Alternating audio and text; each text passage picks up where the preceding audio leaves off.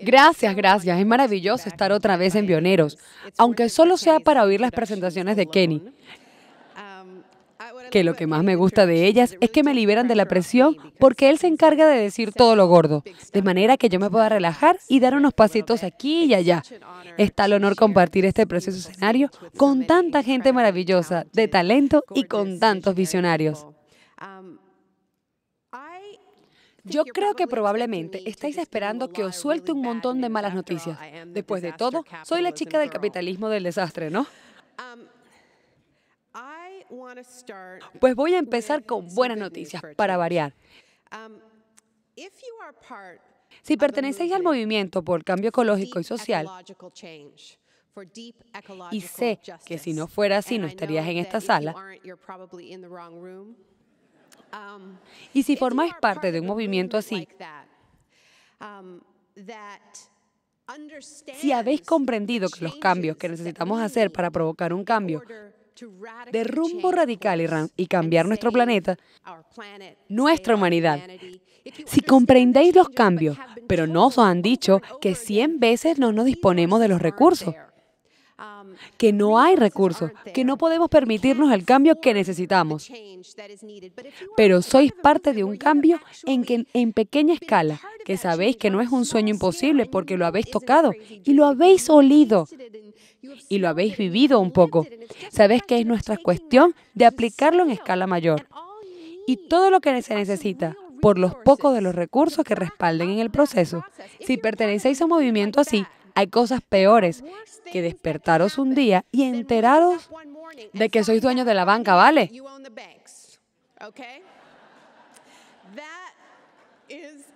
Es un poco, ¿sabéis? Lo que siguen llamando crisis, ¿no? Pero chico, sois dueño del Goldman Sachs. ¿Os habéis dado cuenta? Sois propietario del Citibank. ¿Lo pilláis? Eso es un mal negocio. Y os voy a contar por qué. Porque es importante que entendáis. Este extraño fenómeno de levantarse y enterarse de que han nacionalizado parcialmente los bancos ha ocurrido en este país el lunes. Ocurrió el lunes porque lo hicieron antes de Gran Bretaña y en la Unión Europea. Y parecía mejor que nos quedaran con la deuda envenenada del estallo del Wall Street y traeros lo que Warren Buffett llamó armas económicas de destrucción masiva, ¿no? Coger esas deudas y traerlas a Washington para hacer volar el gobierno por los aires, ¿no? Hacer estallar el gasto público. Ese era el plan A, ¿verdad? El plan Paulsen. ¿Y sabéis qué era lo más gracioso del plan Paulsen? Después de Bush, al que yo llamo extorsionador en jefe. Empecé a llamarlo así incluso antes de que apareciera en la televisión y dijese, dadme 750 billetes de dólares y moriremos todos. Bueno, sabéis, eso es extorsión. Esa es la postura como presidente, ¿no? Desde luego, lo vimos en la invasión de Irak, ¿verdad?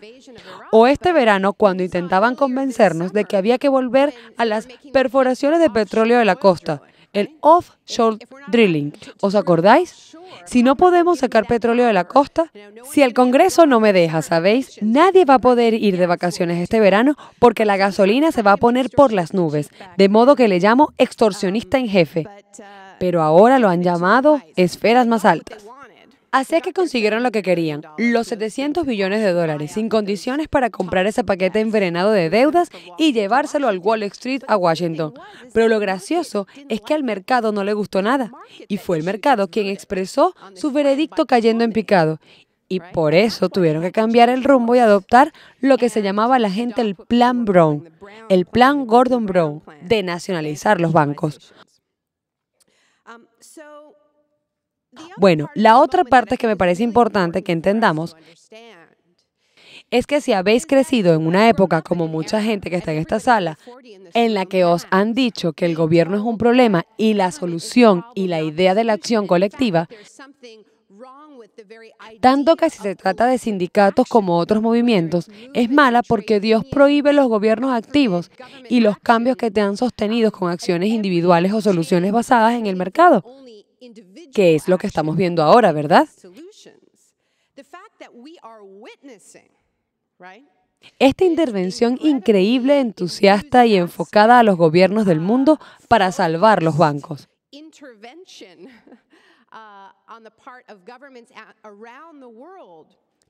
De hecho, que quería haber hecho camisetas con la frase "salvemos a los bancos". Eso es, bueno, eso choca con sus propios argumentos. El argumento contra la movilización, contra la construcción de movimientos, el argumento desmovilizador del tiempo. No existe esto llamado sociedad. De modo que tenemos que reconocer el modo de que estamos viviendo como un momento histórico. Hemos dicho que somos dueños de los principales bancos, ¿no? Y la idea en que el gobierno se puede hacer la idea de solucionar nuestros problemas acaba de ponerse en evidencia de forma masiva, ¿verdad? Quiero decir, AIG ha recibido $85 millones y luego apareció que no era suficiente. Para celebrarlo, se fueron para un spa y se gastaron $23,000 de dinero de los contribuyentes en tratamientos antes de recibir otros $37 billones, más de dinero público. Con esa cantidad, se podría dar cobertura sanitaria a todos los niños de este país. Bueno, esas eran más o menos las buenas noticias. Las malas noticias es que de esta manera de salvar los bancos es equivalente a coger armas de destrucción masiva y reventar el gobierno. Rescatamos a los bancos y nos destruimos a nosotros por hacerlo de la manera que se está haciendo. Y ya sé que tal vez de esta conferencia no quiera centrarse en esto. Pero creo que merece la pena detenerse un momento y tratar de comprender la letra pequeña de los contratos que se han negociado estos días con el Tesoro y con la Reserva Federal, porque van a influir en las posibilidades de futuro, en las posibilidades de la presidencia de Obama, en las posibilidades de los sueños que hemos soñado aquí que sean posibles. Son malos negocios. No tendrían por qué serlo, pero lo son. Una de las cosas que hemos visto en este mes memorable, bueno, ya sabéis, como han dicho Kenny, mi último libro trata de lo que ocurre por debajo de las crisis, y que hay una frase en La doctrina del shock, del activista de los derechos humanos de 1989. Habla de la velocidad del cambio cuando tuvieron las primeras elecciones en Polonia, el primer país del este que celebró elecciones. Arrojaron a los comunistas del poder y pusieron a Solidaridad. Estaban en plena crisis económica. En vez de recibir aquello por lo que votaron, les dieron terapia de shock. Esa es la velocidad en que estamos viviendo ahora. Son tiempos de perro. Así es que resulta hasta gracioso hablar de un mes, ¿no? O decir que han nacionalizado los bancos el lunes y que las cosas se están moviendo muy deprisa. Pero tenemos que comprender la naturaleza de esos contratos.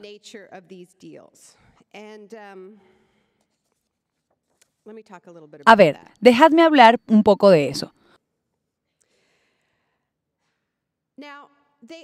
Como dije, tuvieron que cambiar el rumbo del plan A, que consistía en quedarse con las deudas, al plan B, que es la nacionalización parcial.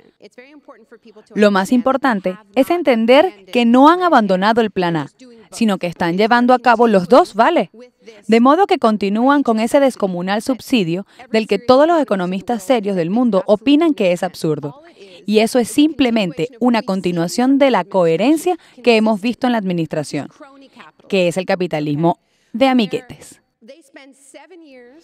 Durante estos 7 años han estado transfiriendo fondos públicos a manos privadas en forma de esos contratos sin concursos públicos y construyendo un gobierno paralelo, la economía Blackwater-Halliburton. Eso no se parece en nada al libre mercado.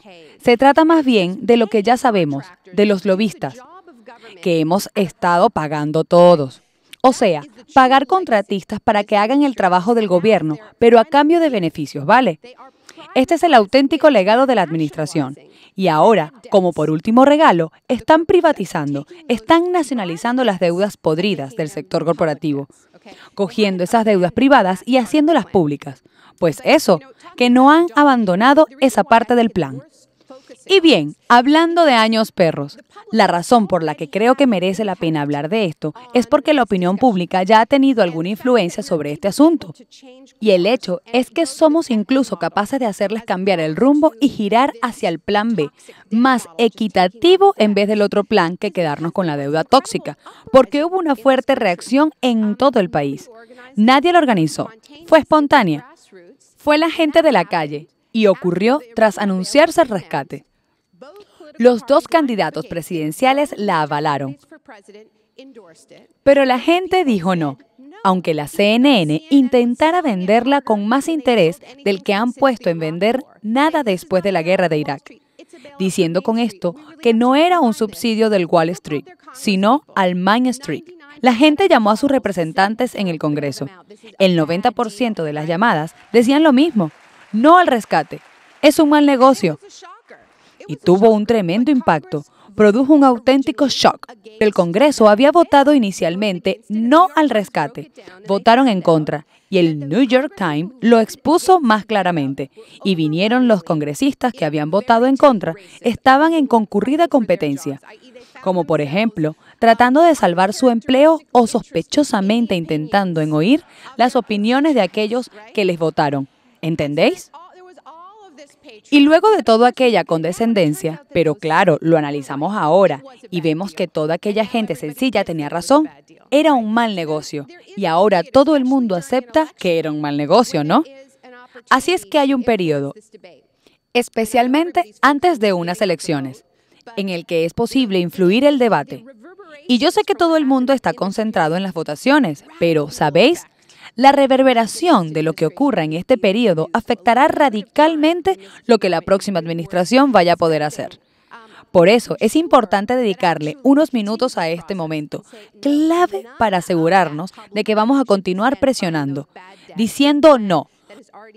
No a permitir que se compren deudas envenenadas con dinero público, no a seguir adelante con un plan que ha sido ya desacreditado. Justo ahora están hablando todavía de gastar cientos de billones de dólares en eso, convirtiendo el gobierno en un fondo de inversiones de alto riesgo, comprando las deudas incorporables que los bancos no quieren para intentar venderlas. La única manera de que este rescate funcione es sobrevalorando esos activos. Y luego le dan la vuelta y dicen, oh, no podemos hacer esto porque somos del gobierno y no un fondo de inversiones de alto riesgo. Incluso si a veces es difícil ver la diferencia entre el Wall Street y Departamento del Tesoro.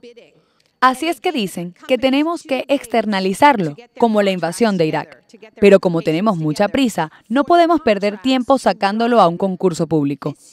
Así es que le pidieron 2 días a la compañía para elaborar los contratos y todo lo necesario para gestionar este inmenso fondo de inversiones de alto riesgo. Eso es lo que han hecho. Se han unido. Han subcontratado al Departamento del Tesoro del Wall Street. Este asunto huele mal. Es un negocio pésimo. Una de las peores expresiones del capitalismo entre amiguetes. El mercado ha votado en contra y la gente tiene que decirle a sus representantes en el Congreso que tenían razón al principio.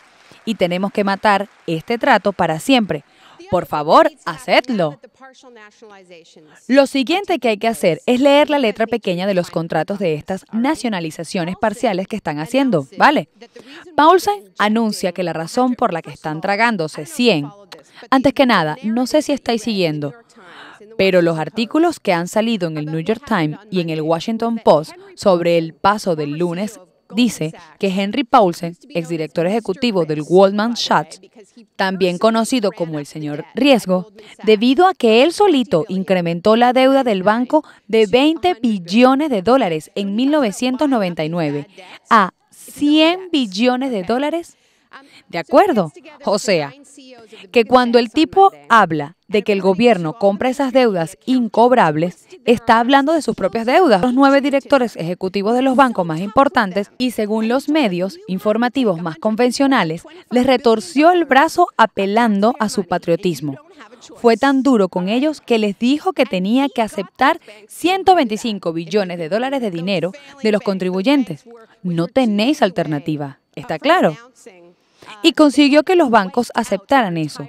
Esos bancos arruinados, que 2 días antes de acabar de anunciar que se había pulido los beneficios del último 6 años, una inyección de 125 billones de dólares no le viene mal a nadie, justo cuando tienes que anunciar a tus accionistas unas pérdidas de ese calibre.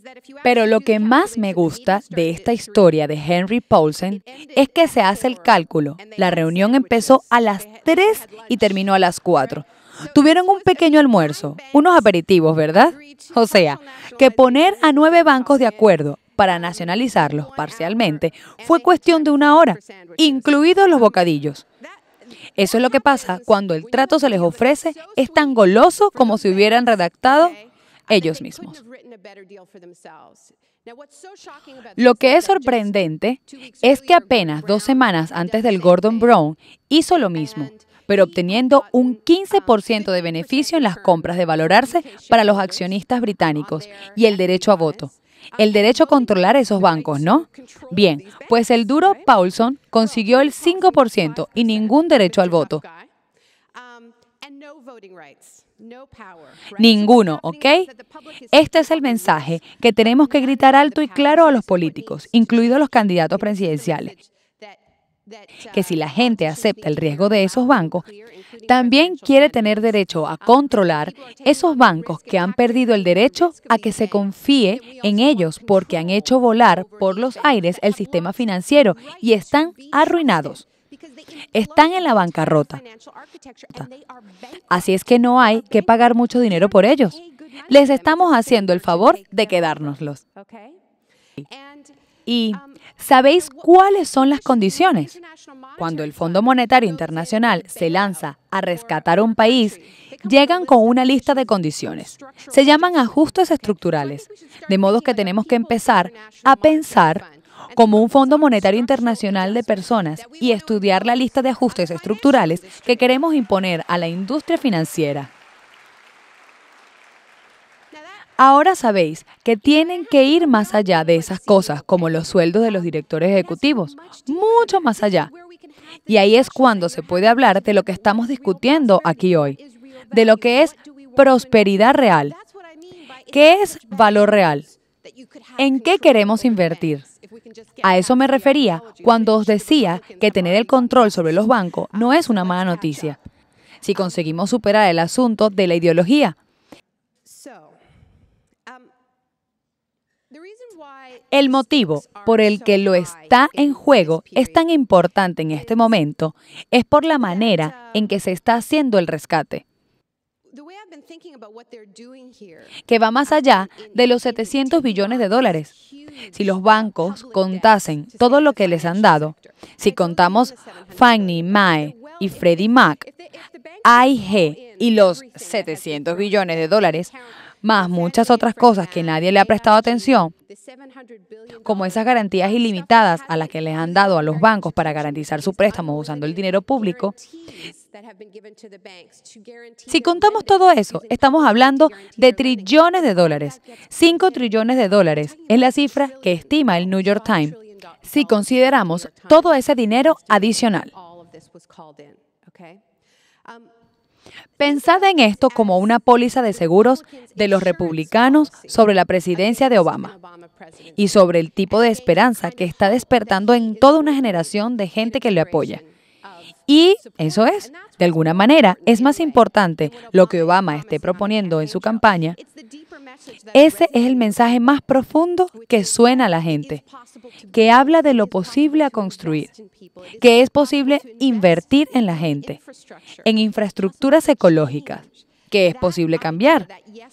Esa idea, ese mensaje de sí podemos, se puede convertir en un momento en un no podemos, ¿no? Puede que abandonen su ideología de libre mercado cuando sea conveniente, cuando le conviene a la élite de las corporaciones, pero volverán a encontrar su fe. La encontrarán en cuanto pasen las elecciones.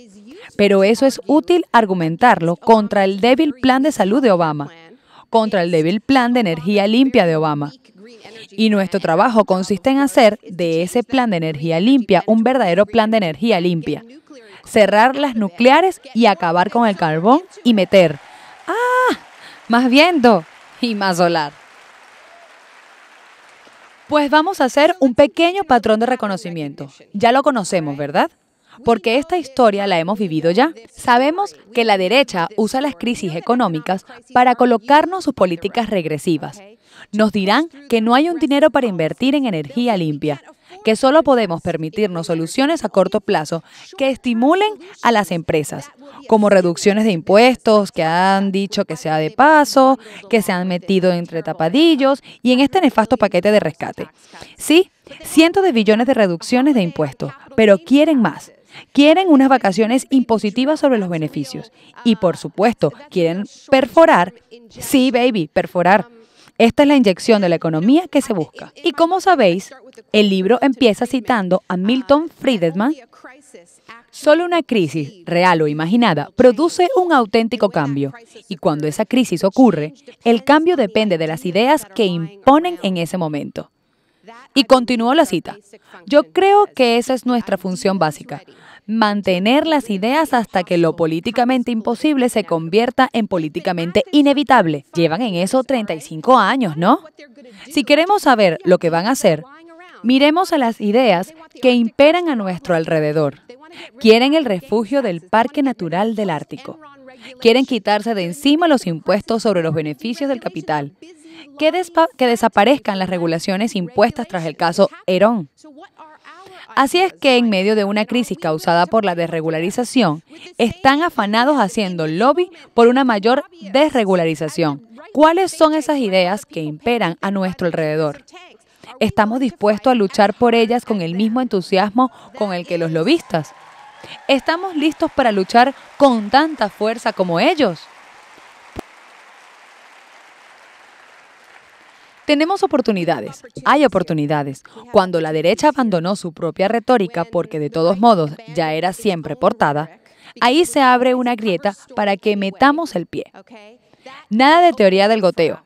El enriquecimiento de las empresas llegará a las capas más bajas. Ni laissez-faire.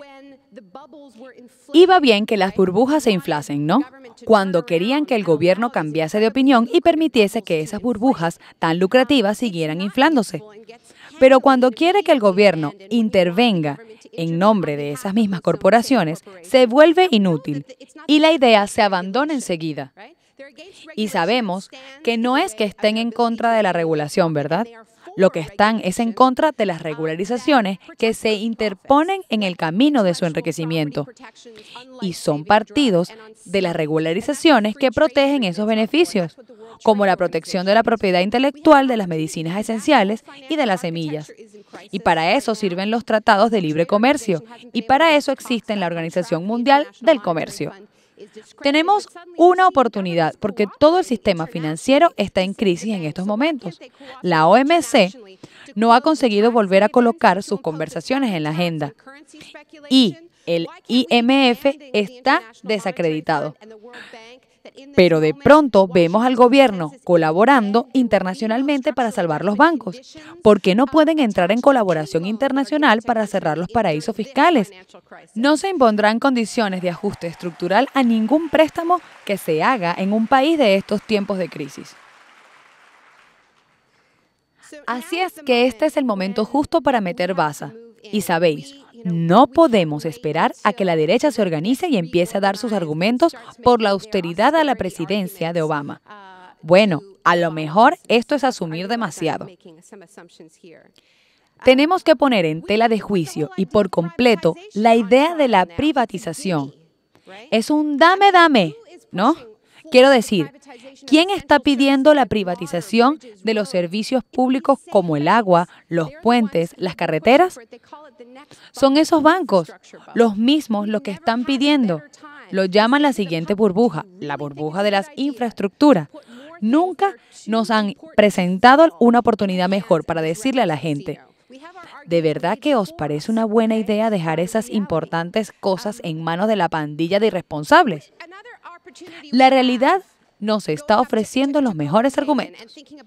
Otra oportunidad que tenemos, porque subir al Copenhagen y pensar en un consenso post-Kioto es demostrar que estamos locos si dejásemos la mayor crisis de nuestro tiempo, que no es la crisis financiera, sino la del calentamiento global, en manos del mercado. Eso es lo que nos están preparando, el mercado de emisiones del CO2. Empresas de negocio verde. Esto no es una solución. No podemos dejar esto en manos del mercado. Necesitamos la misma clase de recursos marciales que hemos visto desplegar para rescatar los bancos. Porque lo que va a pasar es que van a utilizar la crisis del Wall Street para decirnos que nuestros sueños son imposibles. Cuando nos digan que no hay dinero. Decirle que Exxon ganó el año pasado 40 billones de dólares y que sí podemos nacionalizar los bancos. Bueno, las compañías petroleras deben guardarse las espaldas.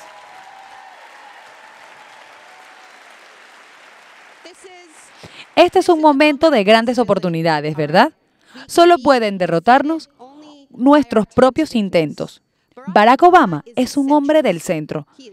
Es muy bueno como centrista. Nunca ha dicho ser otra cosa. Encuentra dónde está el centro y allá va. ¿Qué es lo que tenemos que hacer? Mover el centro. Gracias.